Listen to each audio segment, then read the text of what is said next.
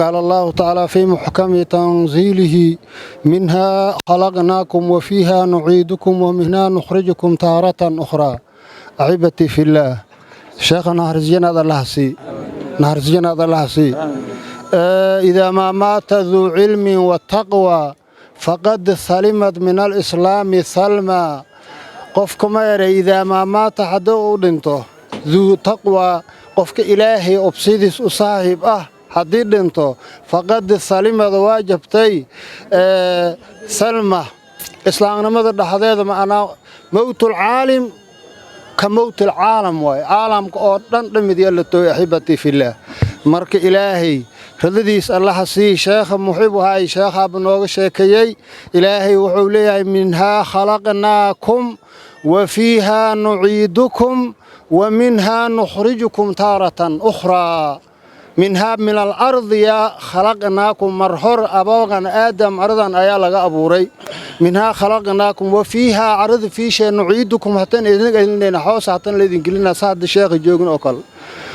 ومنها نخرجكم تارة أخرى مركل حتى على النصوبحنا إلهي إذن كيس. أحبتي في الله وعذي شيخ بنور دميي وما محمد إلا رسول قد خلت من قبله الرسل أفإن مات أو قتل انقلبتم على أعقابكم ومن ينقلب على عقبيه فلن يضر الله شيئا وسيجزي الله شاء. أحبتي في الله مركي أعلنتي رسولك عليه الصلاة والسلام أصحاب تواجه وريرين qof si u soo joogsidii dhaqaaqal aan lahayn qof si u fadhiistay ka ma jirin qof oo maardi oo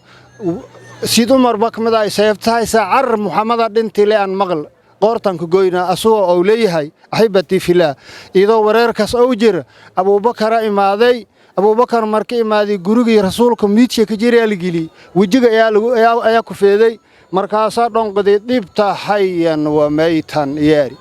طيبت واضيب نغتي محمد وحيا أظن نول وميتا أظن متيب لو إلهي أو قولي مهاتان إنك ميت وإنه ميتون محمد وذيك ميدت هاي دتك كلنا ميت لواي إلهي أوده مهاتان ما أنت وحنج على الهاي كم أنت سيحد مالك نفتي روحي أهلك أنكفر دي أنج على وما محمد إلا رسول مركي أو أخريي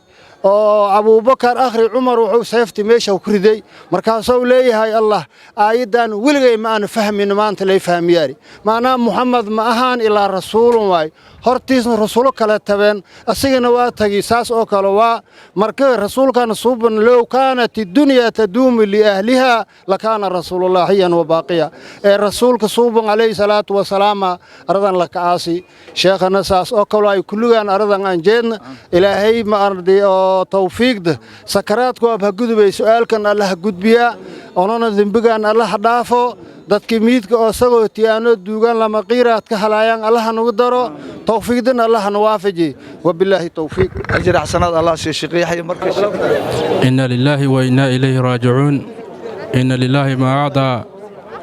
wala inna lillahi ma akhadha wa lahu ma aada wa kullu shay'in bi ajalin musamma in Allah naxariisto maantay waxaan joognaa aaska Sheikh Saeed Sheikh Abdul Nuur Sheikh Ali